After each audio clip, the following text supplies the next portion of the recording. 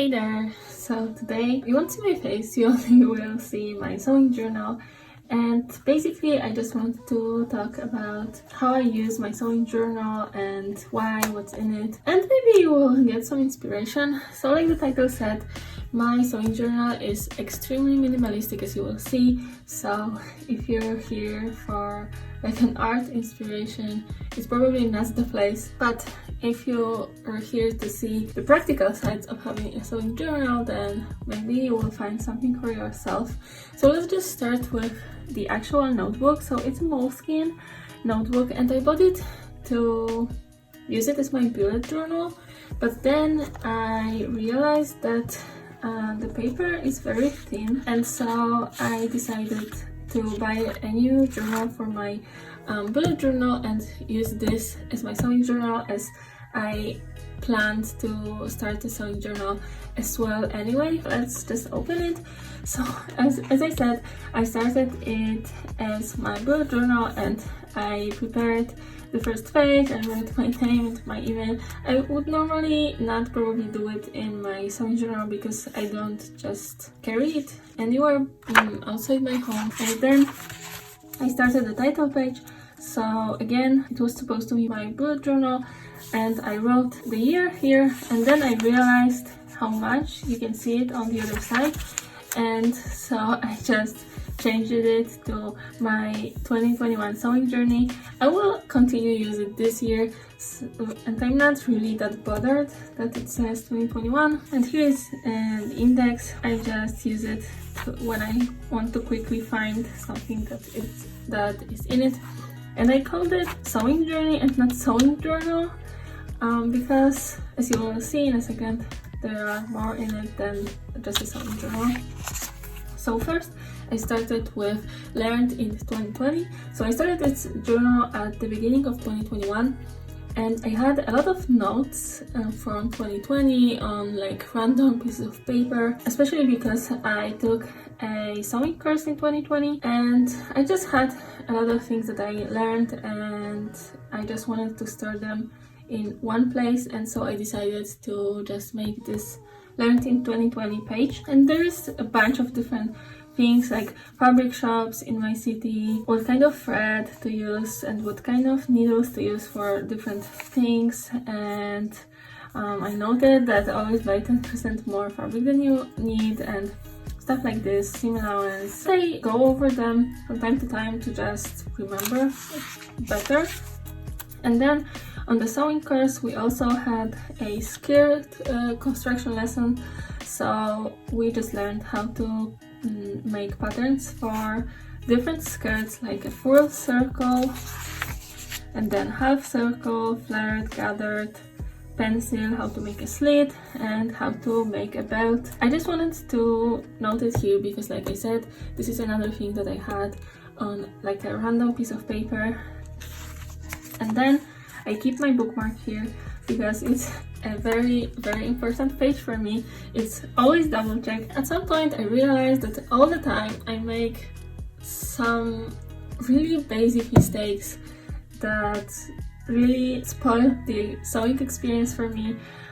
So I noted all the things that I catch myself making mistakes in, and I try to always look at that page several times during sewing something. That's why I use the bookmark here, for it to always be easy to find it, so I can refer to it and double check everything.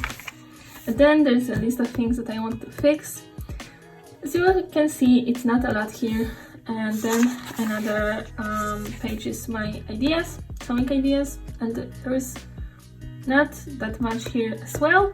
And the reason for it is that I don't always carry this journal with me, so I moved my ideas and things to fix to my bullet journal. So if I get any idea, then I can write it down immediately, because bullet journal pretty much I always have with me. And then there's a page for learned in 2021, because in 2021 I also attended a sewing course, and also there's a few things that I learned, for example from YouTube, that I want to remember. And I left a page And it's not 2021 anymore, so I will not note anything here probably, but maybe I will start Lent in 2022 here. And then also on the sewing course, I learned how to make welt pockets, and obviously you can always check it on YouTube, but I really liked the way that my sewing teacher showed me, so I just wanted to write it down, and I didn't write it in Learn in 2021 because there's a lot of steps and just it's 1.5 page just for this, so I just decided to put it at the end of like the initial pages of my journal. And then, as you can see, there's the sewing journal title page, and this is where the actual sewing journal starts, and it starts with 2021. This is the first page, and this is my Wednesday Addams dress. So how I write down all the projects that I make is I write the title. Usually I just make up some names for all the things that I'm sewing, so it's here. I make a little drawing just to recognize it easily, and as you can see, I'm not really good at drawing, and I'm not really good at the like fashion sketch. I just try to draw it good enough for me to recognize it later when I look for something in that journal. And then I always use these boxes here, and I write down what pattern I used, what fabric I used, and the size. If it is Burda, then I write down what issue it is from. So this particular one I wrote Burda Vintage 60s, and the dress is called Patty dress, so I wrote it down. And then for the fabric I wrote down that it was cotton plus lycra, and I wrote down the name of the store I got it from. Almost all the things that I saw I made for myself, and I can always look for them in my closet. So I'm not really writing it down to just remember what fabric it was, but I write like what kind of fabric it is, because I will buy some fabric and then after some time I will forget what kind it was, and I'm not really good with fabrics yet, so I don't just recognize later what kind it is. So I will write the kind of fabric that it is, and I will write the store name so I can buy more if I want the same fabric or something similar. And then with the size, I just write down to remember what size of the pattern I used. And then there are notes.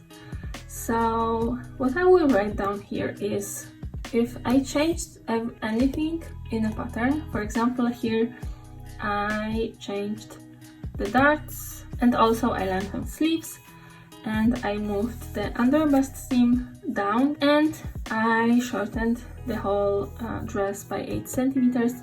And I also noted that I copied pattern modified, so now I know that all the modifications that I made are in the pattern that I copied from Burda. So if I wanted to make this dress again, I don't have to make any changes because they are already in the pattern that I copied.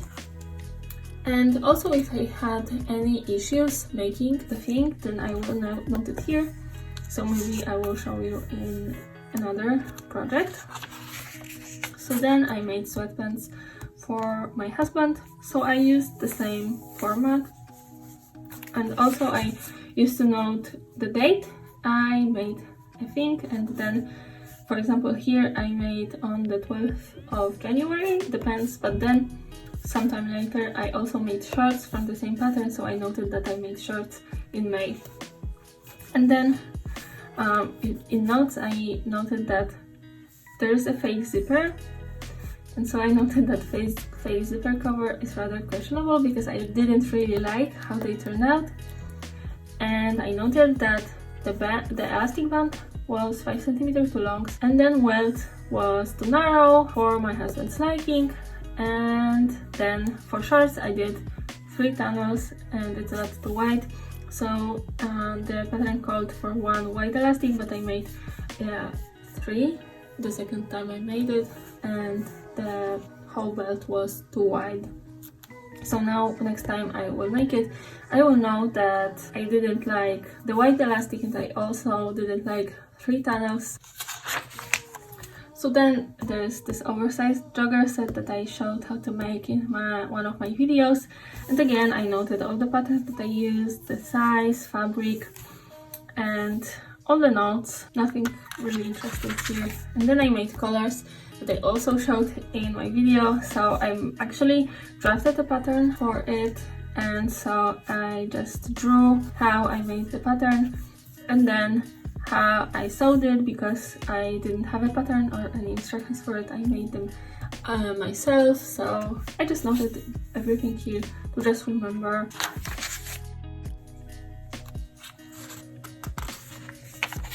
Then I made the Barbie Latina set. After making it, I realized it's too big in the waist, so I took it in a little bit. So I wrote that bottom made smaller as follows, and I drew a little picture how I made it. So next time I use the pattern, I will probably just cut 2 centimeters smaller waist.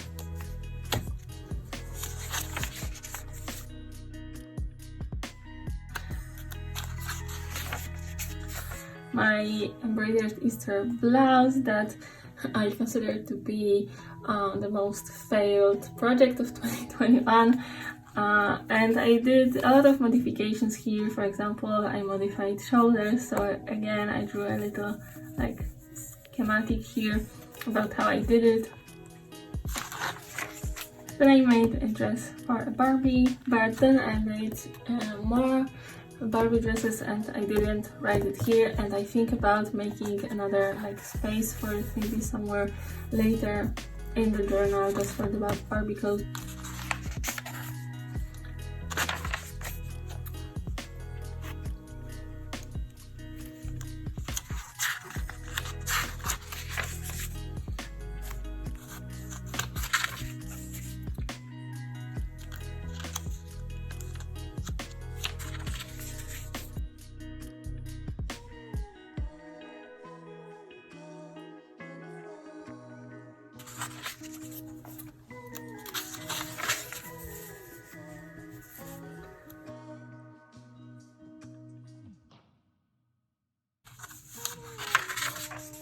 Mesh Barbie top that I didn't show in my everything I made in 2021 video because it was totally failed. I never finished it. It's always worth writing everything down, even the things that you not finish, even if they go to the bin.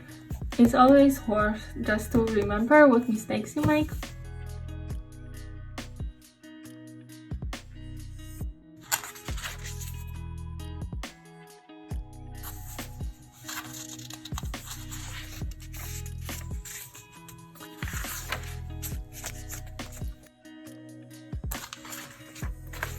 The patchwork top that I also made a video about.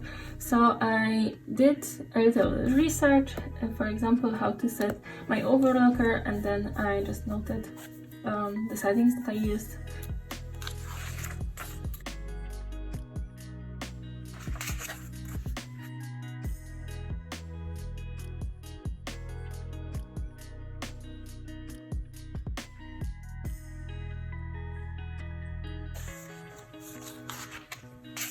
And the corduroy skirt, that was my last project from 2021, and I had no problems with it. And then I just made a new title page for 2022, and I started writing about every project that I made this year. And I already did 4 things, and it's only like 21st of January or something like this, so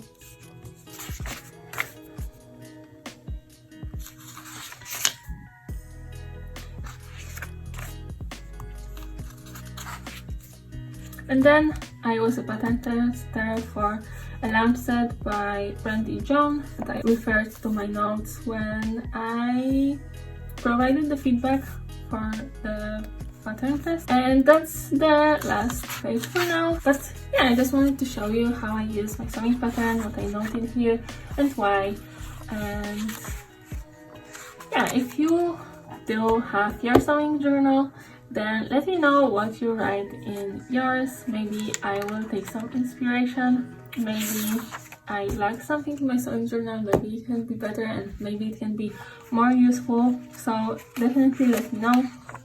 And if you have any questions, then leave them in the comments below. And yeah, I think that's it for today. So see you in the next one. Bye!